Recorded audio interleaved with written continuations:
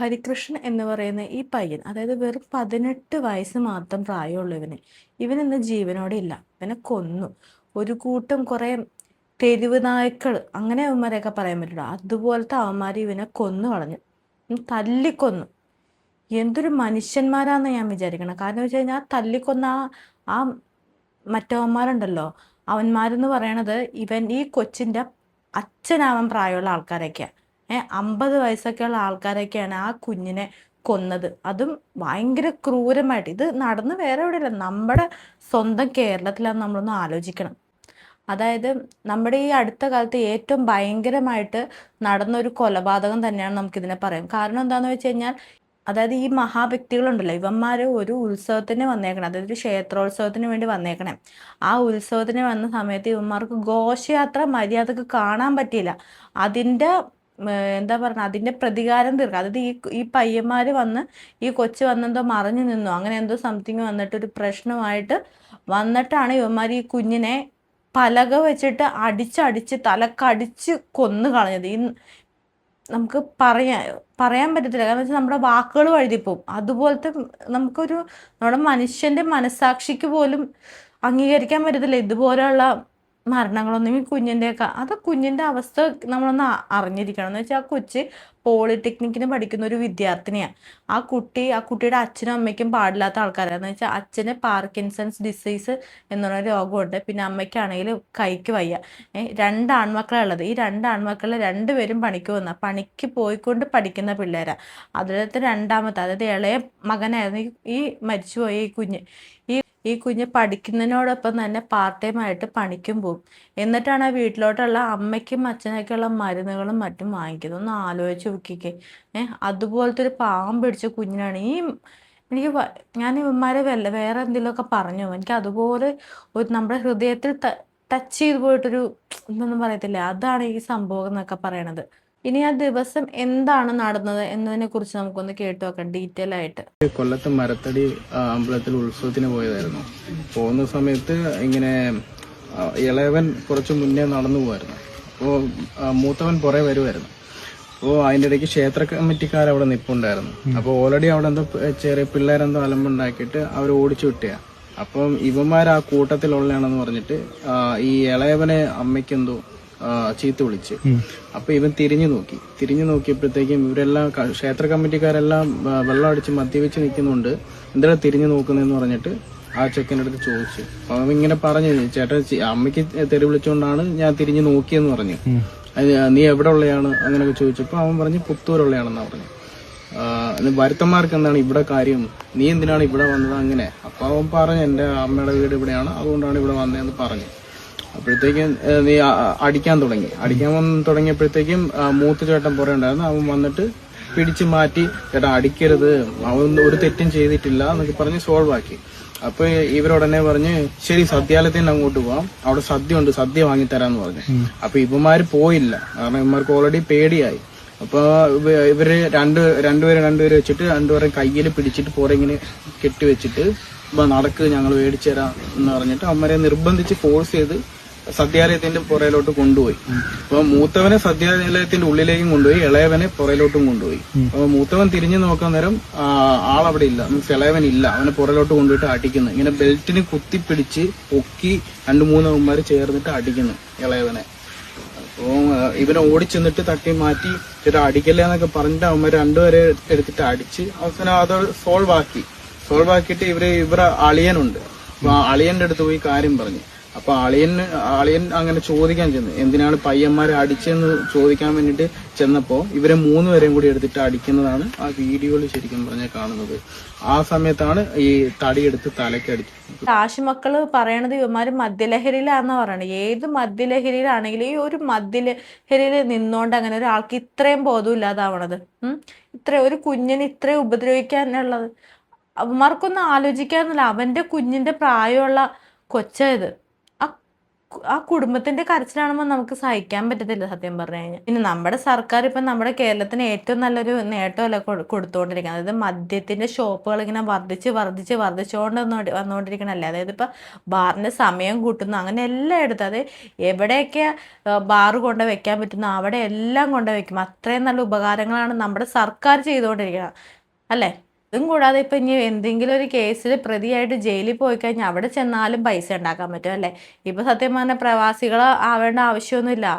കുറച്ച് നാൾ പോയി ജയിലിൽ പോയി കിടന്നു കഴിഞ്ഞാൽ ശമ്പളവും കിട്ടും, നല്ല ഉരുണ്ട് തടിച്ച് കൊഴുത്തായിട്ട് പുറത്തോട്ട് ഇറങ്ങി വരികയും ചെയ്യാം. മാസം ജോലി ചെയ്ത് ശമ്പളവും കിട്ടും, എല്ലാം കിട്ടും, തൃപ്തിയായി വർഷത്തിലൊരിക്കലും ഇവിടെ വന്ന് നല്ല സുഖലോലുപനായിട്ട് ഇവിടെ കഴിയുകയും ചെയ്യും. എന്താ പ്രശ്നം? ഒരു പ്രശ്നമില്ല അല്ലേ. ഇങ്ങനെയൊക്കെ ചെയ്തു കൊടുത്താൽ എങ്ങനെയാണ് നമ്മുടെ നാട് നന്നാവണത്? നശിക്കട്ടെ, നാട് നശിക്കട്ടെ. ഇതുപോലുള്ളൊരു കുഞ്ഞിൻ്റെയൊക്കെ ജീവിതവും ജീവനൊക്കെ ഇവരൊക്കെ വില പറയും, ഈ നരാധവന്മാർ. ഇവൻ്റെയൊക്കെ വീട്ടിലുള്ള ഒരാൾക്കായിരിക്കണം ഇങ്ങനെ സംഭവിക്കുന്നത്. ആ അമ്മയുടെയും ആ അച്ഛൻ്റെയും കണ്ണീര് കാണുമ്പോഴത്തേക്കും ആ നാട്ടുവാസികളിലൊക്കെ കണ്ണീര് കാണണം. അത് നമ്മളൊന്ന് ആലോചിക്കുക. ഈ കുഞ്ഞാണെങ്കിൽ അവൻ്റെ വീടിൻ്റെ അടുത്തും കൂടെ അല്ല, അവൻ്റെ അമ്മയുടെ സഹോദരിയുടെ വീട്ടിൽ പൂരം കാണാൻ വേണ്ടി വന്നത് ഈ കൊച്ച്. എന്നിട്ടാണ് ഈ കുഞ്ഞിന് ഇതുപോലത്തെ ഒരു അവസ്ഥ വന്നിരിക്കുന്നത്. നമുക്കൊക്കെ ചിന്തിക്കാനും കൂടി പറ്റാത്തൊരവസ്ഥയല്ലേ ഇതൊക്കെ, ഇങ്ങനെയൊക്കെ സംഭവിക്കാന്നൊക്കെ പറയണത്. ആ കുഞ്ഞിനെ ഉപദ്രവിക്കുന്ന രംഗങ്ങളൊക്കെ കണ്ടു കഴിഞ്ഞാൽ നമ്മൾ സഹിക്കില്ല. അത് തലക്കിട്ടാ കുഞ്ഞിൻ്റെ അടിക്കണത്, തലക്കിട്ട് അടിച്ചിട്ടാണ്. എന്നിട്ട് ആ കൊച്ച് ബോധം കെട്ട് വീണിട്ട് ഇവന്മാർ നിർത്തണില്ല. ഞാൻ ചോദിക്കട്ടെ, ഈ പോലീസുകാരൊക്കെ എവിടെ പോയി? ഇതൊന്നും കാണാനുണ്ടായില്ലേ? അല്ലെങ്കിൽ നൈറ്റ് പെട്രോളിങ് എന്നൊക്കെ പറഞ്ഞ് ഇറങ്ങി നടക്കണല്ലോ. എന്താ ഈ ഉത്സവപ്പറമ്പിലൊന്നും പോലീസുകാരില്ല? അല്ലെങ്കിൽ 10 മണി കഴിഞ്ഞ് പോലീസുകാർ വന്നിട്ട് ഇങ്ങനെയുള്ള ഉത്സവപ്പറമ്പിലും കാര്യങ്ങളൊക്കെ പ്രോഗ്രാം നടത്താൻ പാടില്ല എന്നൊക്കെ ഒരു സീനൊക്കെ ഉള്ള ആള്. ഈ സമയത്ത് ഈ പോലീസുകാരൊക്കെ എവിടെ പോയി? അവിടെ ഒന്നും ഉണ്ടായില്ലേ? ആ കൊച്ചിന് ജീവനെങ്കിലും രക്ഷിക്കണ്ടായിരുന്നോ? ആ കുഞ്ഞിൻ്റെ വീട്ടിലെ അവസ്ഥ നിങ്ങളും കൂടി കാണണം. നമുക്ക് എന്താ പറയുക, നമുക്ക് സഹിക്കില്ല വീട്ടിലെ കൊച്ചിൻ്റെ അമ്മയുടെ കരച്ചിൽ. കുറിച്ച് നമ്മുടെ വാർത്താ ചാനലിൽ വന്നേക്കുന്ന ഒരു കാര്യങ്ങൾ നമുക്ക് കണ്ടുപോകാം. പിന്നെ ആ കുട്ടിയുടെ വീടിനെ കുറിച്ചും അവരെ ചുറ്റുപാടിനെ കുറിച്ചൊക്കെ അയൽവാസികളും മറ്റുമൊക്കെ പറയുന്നുണ്ട്. നമുക്ക് അതും കൂടി ഒന്ന് കേട്ട് നോക്കാം. 18 വയസ്സുകാരനായ ഒരാളെ പലക കൊണ്ട് തലക്കടിച്ച് കൊലപ്പെടുത്തിയതിൽ 3 പ്രതികൾ 50 വയസ്സ് പിന്നിട്ടവരാണ്. സ്വന്തം അച്ഛൻ്റെ പ്രായമുള്ള ഈ നരാധവന്മാർ 18 വയസ്സുള്ള ഒരു പാവം പയ്യനെ തലക്കടിച്ചു കൊന്നു. എന്താണ് വിരോധം? ഉത്സവത്തിൻ്റെ ഘോഷയാത്ര പോകുന്ന സമയത്ത് കലുങ്കിലിരുന്ന ഈ മഹാന്മാർക്ക് ഘോഷയാത്ര ശരിക്കും കാണാൻ കഴിഞ്ഞില്ലത്രേ. എന്തുമാകട്ടെ, 18 വയസ്സുള്ള ഒരു പയ്യൻ എന്ന് പറഞ്ഞു കഴിഞ്ഞാൽ സ്വന്തം മകൻ്റെ പ്രായമില്ലാത്ത ഒരു കുഞ്ഞിനെ തലക്കടിച്ച് കൊല്ലപ്പെടുത്തിയ നരാധവന്മാർ, അതിൽ 3 പേര് 50 വയസ്സിലധികം പ്രായമുള്ളവരാണ്. അതുകൊണ്ടാണ് ഹരീഷ്ണന്റെ വീടാണ്, ഒരു ചെറിയൊരു വീട്. ഇവിടെ ഹരീഷ്ണന്റെ അച്ഛനുണ്ട്, അമ്മയുണ്ട്. അച്ഛൻ പാർക്കിൻസൺസ് രോഗിയാണ്, അമ്മ അംഗവൈകല്യമുള്ളയാളാണ്. പിന്നെ ഒരു സഹോദരനുമുണ്ട്. വളരെ സാധാരണപ്പെട്ട നിർധന കുടുംബമാണ്. പോളിടെക്നിക് വിദ്യാർത്ഥികളായിരുന്നു ആണ് ഈ ഹരികൃഷ്ണനും അതുപോലെ തന്നെ സഹോദരനായിട്ടുള്ള ജയകൃഷ്ണനും. അടൂര് മണക്കാലയിലുള്ള പോളിടെക്നിക്കിലാണ്. പഠനത്തോടൊപ്പം തന്നെ കൂലിപ്പണിക്കും കൂടെ പോയാണ് ഈ 2 പേരും ഈ കുടുംബം നോക്കിയിരുന്നത്. അതായത് അച്ഛന്റെയും അമ്മയുടെയും ചികിത്സയ്ക്കുള്ള വരുമാനം കൂടി അവർ അങ്ങനെ ഈ പഠനത്തിന്റെ ഇടവേളയിൽ കണ്ടെത്തിയിരുന്നു. പഠനത്തിന് വേണ്ടിയിട്ടുള്ള ചെലവും ആ പണവും ഹരികൃഷ്ണൻ കണ്ടെത്തിയിരുന്നത് ഇങ്ങനെ അതിന്റെ ഒഴിവു സമയങ്ങളിൽ കൂലിപ്പണിക്ക് പോയാണ്. അങ്ങനെ വളരെ ബുദ്ധിമുട്ടി ജീവിച്ച ഒരു കുടുംബം, അതിൽ ഒരാൾ ആ ഹരികൃഷ്ണൻ എന്ന് പറയുന്ന ഒരു കുടുംബത്തിന്റെ പ്രതീക്ഷയാണ് ഇല്ലാതായത്. PG വിവരിച്ചു കഴിഞ്ഞു. ഒരു കാരണവുമില്ലാതെയാണ് കുറെ നരാധവന്മാർ ചേർന്ന് ഹരീഷ്ണന്റെ ജീവൻ ഇല്ലാതാക്കിയത്. ഉത്സവത്തിനിടയിൽ ഒരു തർക്കമുണ്ടാകുന്നു. അതും ഘോഷയാത്ര കടന്നുപോയ സമയത്ത് അവിടെ വേണ്ട വിധത്തിൽ കാണാൻ കഴിഞ്ഞില്ല എന്നൊക്കെ പറഞ്ഞ് ഒരു കാരണവുമില്ലാതെ ആ ഹരികൃഷ്ണനെ അസഭ്യം പറയുന്നു. അതിനുശേഷം തട്ടിക്കയറുന്നു. അത് പിന്നീട് ഒരു കയ്യാങ്കളിയിലേക്കും സംഘർഷത്തിലേക്കൊക്കെ മാറി തടിക്കഷ്ണം ഉപയോഗിച്ച് തല്ലിക്കൊല്ലുകയായിരുന്നു. ഒരു ആൾക്കൂട്ട മർദ്ദനം തന്നെയാണ് അവിടെ നടന്നത്. എന്തായാലും അതിന്റെ നടുക്കം, അതിന്റെ വിഷമം ഇപ്പോഴും ഉൾക്കൊള്ളാൻ കഴിയാതെ ഹരികൃഷ്ണന്റെ ബന്ധുക്കളും നാട്ടുകാരും ഒക്കെ ഉണ്ട്. ഈ കുടുംബത്തിന്റെ വലിയൊരു പ്രതീക്ഷയായിരുന്നു. കുടുംബത്തിന് നല്ല പ്രതീക്ഷയായിരുന്നു. പിന്നെ മാത്രമല്ല, അവനെ കൊണ്ടാണ് അവർക്ക് കഴിയണമെന്നുള്ള ആ ഒരു ഇത് വന്നത്. കാരണം അവനാണ് 18 വയസ്സുണ്ടെങ്കിൽ അവന് വേറെ കൂലിപ്പണിക്കും അതിലേക്ക് പോയിട്ടാണ് പഠിക്കുന്നത്. ഈ അവരെ രക്ഷപ്പെട്ടിരിക്കുന്നത്. തന്തയ്ക്കാണെങ്കിൽ ഒരു സ്വാധീനമില്ലാത്ത, തള്ളയ്ക്കോ തന്നെ കൈക്ക് സ്വാധീനമില്ല. അവർക്ക് വലിയ ബുദ്ധിമുട്ടുള്ള കാര്യമാണ് അവൻ ചെയ്യുന്നത്. അപ്പൊ അവനെ ഒരു പ്രതീക്ഷ ഉണ്ടായിരുന്നു അവർക്ക്. അവൻ എന്നിട്ട് ഇടയ്ക്ക് പട്ടാളത്തിൽ പോകാൻ പറ്റി. പറയാൻ പറ്റുന്നില്ല. സംസാരിക്കുന്നതിനൊക്കെ എല്ലാവർക്കും ഇതാണ് പ്രയാസമെല്ലാം. അത്രയും അവനെ ഇഷ്ടമുള്ളവരായിരുന്നു എല്ലാവരും. ഈ ഹരികൃഷ്ണൻ പട്ടാളത്തിൽ പോകണമെന്ന് ആഗ്രഹിച്ച ആളാണ്. അതിന്റെ പരിശീലനമൊക്കെ നടത്തുകയായിരുന്നു. അതിനിടയിലാണ് ഇങ്ങനെ ഒരു സംഭവം നടക്കുന്നത്. അങ്ങനെ ഒരു കുടുംബത്തിന് തന്നെ താങ്ങാകണമെന്ന് ആഗ്രഹിച്ച ഒരു കുട്ടിയാണ്. വളരെ ബുദ്ധിമുട്ടെന്ന് പറഞ്ഞാൽ കണ്ടല്ലോ, നിങ്ങൾ ഈ സാഹചര്യങ്ങളൊക്കെ കണ്ടല്ലോ. അവന്റെ അച്ഛന് വയ്യ, അമ്മയ്ക്ക് വയ്യ. പഠിച്ചുകൊണ്ടിരിക്കുമ്പോൾ തന്നെ ജോലിപ്പണി എന്തെങ്കിലുമൊക്കെ കൂലിപ്പണിക്ക് പോയി വീട്ടുകാര്യങ്ങൾ, അച്ഛനും അമ്മയ്ക്കും മരുന്ന് വാങ്ങിക്കാനുള്ള വീട്ടുകാര്യങ്ങളെന്ന് പറയുമ്പോൾ അതാ പ്രധാനമായിട്ടും, അതൊക്കെ വാങ്ങിക്കാൻ വേണ്ടി കൂലിപ്പണിക്ക് കൂടെ പോയിക്കൊണ്ടിരുന്ന, അങ്ങനെ പഠിക്കാൻ പോയിക്കൊണ്ടിരുന്ന കുട്ടികൾ അവർ രണ്ടുപേരും. അതിൽ ഇവനെയായിരുന്നു കൂടുതൽ പ്രതീക്ഷ. പഠിക്കാൻ കുറച്ചുകൂടെ മിടുക്കനായിട്ടും ഒക്കെ ഉള്ളത് ഇവനായിരുന്നു. അപ്പോൾ അവനെ ഈ കുടുംബം സംരക്ഷിക്കുമെന്നുള്ള പ്രതീക്ഷയില്ല അച്ഛനും അമ്മയൊക്കെ ഉണ്ടായിരുന്നു. അതാ ഇപ്പോൾ തകർന്നു പോയി. ഈ കുടുംബം പാടെ തകർന്നിരിക്കുക. എന്തെങ്കിലും ഒരു സഹായം എന്ന് പറയുമ്പോൾ കുടുംബത്തിന് ഈ സ്ഥിരമായിട്ടൊരു വരുമാനം കിട്ടാത്ത തരത്തിൽ എന്തെങ്കിലും ഒരു സഹായം കുടുംബത്തിന് കിട്ടിയില്ലെങ്കിൽ ഇത് താറുമാറായി പോവുകയുള്ളൂ. അത്ര ദയനീയമാണ് അവരുടെ അവസ്ഥ. അതാണ്. ഇപ്പോൾ സഹോദരിയുടെ കുഞ്ഞിനൊരു വിളക്കെടുക്കൽ ചടങ്ങുണ്ടായിരുന്നു. അതിനു വേണ്ടിയിട്ടാണ് ഈ മരുത്തടി ക്ഷേത്രത്തിൽ, ഇവിടെ നിന്ന് ഒരുപാട് അകലെയാണ് ഈ മരുത്തടി ക്ഷേത്രം എന്ന് പറയുന്നത്, അവിടേക്ക് ഹരികൃഷ്ണൻ പോകുന്നത്. പക്ഷെ അത് തിരിച്ചു വരാത്ത ഒരു യാത്രയാകുമെന്ന് ബന്ധുക്കളോ ഈ അടുത്ത സുഹൃത്തുക്കളോ ഒന്നും കരുതി. വലിയ പ്രതീക്ഷയായിരുന്നു ഹരികൃഷ്ണൻ ഈ കുടുംബത്തെ സംബന്ധിച്ചിടത്തോളം. പട്ടാളത്തിൽ പോകാനായിട്ട് ആഗ്രഹിച്ചു. അച്ഛനും അമ്മയ്ക്കും സഹോദരനും ഒക്കെ താങ്ങായി വളർന്ന് ഈ വീടൊക്കെ നന്നായിട്ട് ജീവിക്കണമെന്ന് ആഗ്രഹിച്ച ഒരു യുവാവായിരുന്നു അത്.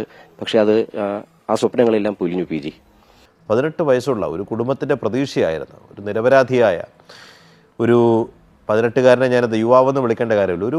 ഒരു മകനെയാണ് ഈ പലക കൊണ്ട് തലക്കടിച്ച്, നമ്മൾ നായയെ കൊല്ലുന്ന പോലെന്ന് പറഞ്ഞുകൂടാ, കാരണം നായകളെ പോലും അങ്ങനെ കൊല്ലാൻ നിയമം അനുവദിക്കുന്നില്ല, തല്ലിക്കൊന്നത്, പൈശാചികമായി തല്ലിക്കൊന്നതാണ്.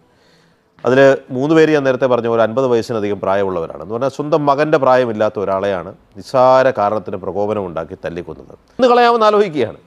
കൊന്നാലുണ്ടാകാവുന്ന വരുംവരായികളെക്കുറിച്ച് ഇവർക്ക് അറിയാഞ്ഞിട്ടാണോ, അതോ 2 ദിവസം കഴിഞ്ഞ്, 4 ദിവസം കഴിഞ്ഞ്, 2 മാസം കഴിഞ്ഞ്, 6 മാസം കഴിഞ്ഞ് പുറത്തിറങ്ങാമെന്നുള്ള ധാർഷ്ട്യം കൊണ്ടാണോ? എന്തൊരു വാസ്തവത്തിൽ നമ്മുടെ നിയമം ഉണ്ടല്ലോ, നമ്മുടെ നിയമമാണ് ഏറ്റവും വലിയ കുറ്റക്കാരൻ ഞാൻ പറയത്തുള്ളൂ. കാരണം നമ്മുടെ നിയമത്തിന് ആർക്കും പേടിയില്ല. ഇപ്പോഴത്തെ കാലം എന്ന് വെച്ചാൽ പോലീസുകാർ കുറ്റം ചെയ്യുന്നുണ്ട്, ഇല്ലെന്നല്ല, പക്ഷെ പോലീസുകാരെ വരെ ഇപ്പോൾ എടുത്തിട്ട് പെരുമാറുന്ന കാലം, ആ കാലത്തോട്ട് മാറിക്കഴിഞ്ഞിരിക്കുന്നു നമ്മുടെ കേരളം എന്ന് പറയുന്നത്. അപ്പോൾ എൻ്റെ ഒരു വ്യക്തിപരമായ അഭിപ്രായമാണ്, എല്ലാവർക്കും തന്നെ ഉണ്ടാവുമായിരിക്കും, നമ്മുടെ നിയമം ഒരിക്കലും കറക്റ്റ് അല്ലെന്ന് ഞാൻ പറയത്തുള്ളൂ. കാര്യം എന്ന് വെച്ച് കഴിഞ്ഞാൽ ഇതുപോലുള്ള പ്രവർത്തികൾക്കൊക്കെ നല്ലൊരു ശിക്ഷ കിട്ടിയിരുന്നെങ്കിൽ ഇങ്ങനെയുള്ള കാര്യങ്ങളൊന്നും ഒരിക്കലും ആവർത്തിക്കില്ല. ഇപ്പം നമ്മുടെ നാടാണ് ലഹരി വസ്തുക്കളിൽ, മദ്യത്തിൽ, എല്ലാത്തിലും അടിമപ്പെട്ടിരിക്കണതാ. അത് കുട്ടികളെന്ന് എന്താണ്, കുഞ്ഞു കുട്ടികളെന്നോ വലിയവരെന്നോ അങ്ങനെ ഒന്നുമില്ല, എല്ലാവരും, സ്ത്രീകളടക്കം ലഹരികൾ ഉപയോഗിക്കുന്നുണ്ട് ഇന്നത്തെ കാലത്ത്. ഈ കുഞ്ഞിനെ കൊന്നേക്കണത് 6 നരാധമന്മാരാ. അങ്ങനെ ഇവന്മാരെയൊക്കെ പറയാം, അതായത് ചെകുത്താന്റെ സന്നദ്ധികൾ എന്നൊക്കെ പറയത്തില്ലേ, അങ്ങനെയുള്ള അവന്മാരെ ഈ കുഞ്ഞിനെ കൊന്നേക്കണം. അവനെയൊക്കെ നമുക്ക് പറയാനും കൂടി പറ്റുന്നില്ല. ഇതൊന്നും അധികം നാൾ നിലനിൽക്കില്ലായിരിക്കും. ഈ കേസൊക്കെ എന്തെങ്കിലുമൊക്കെ ലൂപ്പ് ഹോൾസ് ഉണ്ടാവുമല്ലോ, അതാണ് നമ്മുടെ നിയമം. ഇതൊന്നും നിലനിൽക്കില്ലായിരിക്കും. എന്തെങ്കിലുമൊക്കെ ലൂപ്പ് ഹോൾസിൽ ഇറങ്ങി പോരുമായിരിക്കും ഇവർക്ക്. അതാണല്ലോ നമ്മുടെ നാട്ടിലുള്ള ഓരോ കുറ്റവാളികളുടെ ഏറ്റവും വലിയ സംരക്ഷണം എന്ന് പറയുന്നത്. എന്തെങ്കിലും ലൂപ്പ് ഹോൾസ് ഉണ്ടാവും, ഇവർക്ക് രക്ഷപ്പെട്ട് വരാനുള്ള എന്തെങ്കിലും ലൂപ്പ് ഹോൾസ് ഉണ്ടാവും. അതാണ് നമ്മുടെ നിയമത്തിന്റെ ഒരു സുരക്ഷിതത്വം ഇല്ലായ്മ എന്ന് പറയുന്നത്.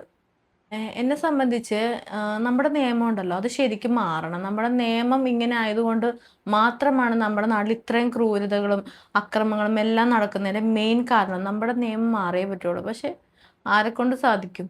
അറിയില്ല. അതിന് നമ്മൾ എന്താ ചെയ്യേണ്ടതെന്നും കൂടി അറിയത്തില്ല. ആകെ ഇവിടെ ഒരു കേസിൽ മാത്രം, അതായത് പീഡനത്തിൽ മാത്രം ഒരു രക്ഷയുണ്ട്. എന്നെ സംബന്ധിച്ച് ഞാൻ കുറേ നാൾ സൗദിയിൽ വർക്ക് ചെയ്ത്, അവിടെ വർക്ക് ചെയ്ത് വെച്ചിട്ട് അവിടെയാണെങ്കിൽ ഇതുപോലുള്ള ക്രൈംസ് ഒന്നും നടക്കുന്നില്ല. കാരണം എന്താ, അവിടുത്തെ നിയമം അത്രയും ശക്തമായതുകൊണ്ടാണ്. നമ്മളെല്ലാവരും കേട്ടിട്ടുണ്ടാവും, ഒരു ഡ്രൈവർ, അതായത് നമ്മുടെ ഇന്ത്യയിൽ നിന്ന് പോയൊരു ഡ്രൈവർ, നമ്മുടെ കേരളീയനായ ഒരു ഡ്രൈവർ സൗദിയിൽ വർക്കിന് പോയത്. പുള്ളി അറിഞ്ഞുകൊണ്ടല്ല, പക്ഷെ പുള്ളിയുടെ അബദ്ധവശാൽ ഒരു കുഞ്ഞ്, ആ വീട്ടിലെ പുള്ളി ജോലിക്ക് നിന്ന വീട്ടിലൊരു ചെറുക്കൻ മരിക്കുകയുണ്ടായിരുന്നു. പക്ഷെ അതിനെതിരെ അയാൾക്കെതിരെ എന്താ ഉണ്ടായത്, വധശിക്ഷ നടപ്പിലാക്കാൻ വേണ്ടിയിട്ടാണ് ഇരുന്നത്. കാരണം അറിയാതെ പോലും ഒരാളുടെ കയ്യിൽ നിന്നും അങ്ങനെ ഒന്നും ഉണ്ടാകാതിരിക്കാൻ വേണ്ടി പ്രത്യേകം അവിടുത്തെ നിയമം അങ്ങനെയാണ്. കാരണം ആ നിയമത്തിൽ എല്ലാവർക്കും പേടിയുണ്ട്. അതുപോലെ തന്നെ ഇവിടുത്തെ പോലെ ക്രൈംസ് ഒന്നും അവിടെ നടക്കുന്നില്ല. എന്തുകൊണ്ടാണ്? കാരണം അവിടുത്തെ നിയമത്തിന് എല്ലാവർക്കും പേടിയുണ്ട്, അവിടുത്തെ പോലീസുകാർ എല്ലാവർക്കും പേടിയുണ്ട്.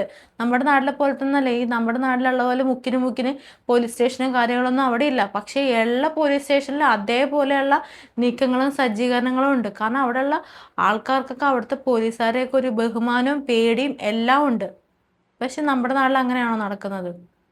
നമ്മുടെ നാട്ടിലെ പോലീസിനെ ഞാൻ സപ്പോർട്ട് ചെയ്യുന്ന ഒരാളല്ല കേട്ടോ. എന്തിനാണെങ്കിലും ഭയം വേണമെങ്കിൽ നിയമം നല്ലതാണ്. എന്താണെങ്കിലും നമ്മുടെ നാട്ടിലെ നിയമം നന്നാവണം. നിയമം നന്നായാൽ മാത്രമേ ഇതിന് ഒരു മാറ്റം ഉണ്ടാവുള്ളൂ. ഇങ്ങനെയുള്ള ക്രൂരതകൾക്ക് എത്ര ക്രൂരതകൾ നടന്നു, എത്ര മരണങ്ങൾ വാസ്തവത്തിൽ ഇവന്മാർക്ക് എന്താ സംഭവിച്ചെന്ന് വെച്ചാൽ ഇവന്മാർക്ക് അഹങ്കാരം അല്ലെങ്കിൽ അഹംഭാവം, ഞാനെന്ന ഭാവം, അതായത് നമ്മളാണ് ഇവിടുത്തെ എല്ലാം, ഈ പുറമേന്ന് വന്ന് ഇവൻ ആര് എന്നൊരു സംഭവം. ചെറിയ കൊച്ചല്ലേ, അപ്പൊ എന്ത് ചെയ്താലും എന്നാ കുഴപ്പം, അങ്ങനെ ഒരു ഭാവമായി ഇപ്പൊ ഇവന്മാർക്ക്. ഡാം മറ്റവന്മാരെ നീയൊക്കെ കാരണമല്ലേ പോയതൊരു കുഞ്ഞിന്റെ ജീവനാ, ഒരു കുടുംബത്തിന്റെ പ്രതീക്ഷ. ആ കുടുംബത്തിന്റെ കഷ്ടതയൊക്കെ എന്തുമാത്രം ഉണ്ടെന്നൊക്കെ നിനക്കൊന്നും അറിയില്ല. നീയൊക്കെ അനുഭവിക്കും. ആ കുഞ്ഞിന്റെ അച്ഛന്റെ അമ്മയുടെയും ഒരു കണ്ണീരുണ്ടല്ലോ, ആ കണ്ണീരിനൊക്കെ നീയൊക്കെ വില പറയേണ്ടി വരും. അതൊന്നും കാണാതെയും കേൾക്കാതെയും ഒരിക്കലും നിനക്കൊന്നും ഈ ഭൂമിയിൽ നിന്ന് വിടവാങ്ങാൻ സാധിക്കില്ല. നീയൊക്കെ അനുഭവിച്ചേ മരിക്കുള്ളൂ, അനുഭവിച്ച് തന്നെ നീയൊക്കെ മരിക്കുള്ളൂ.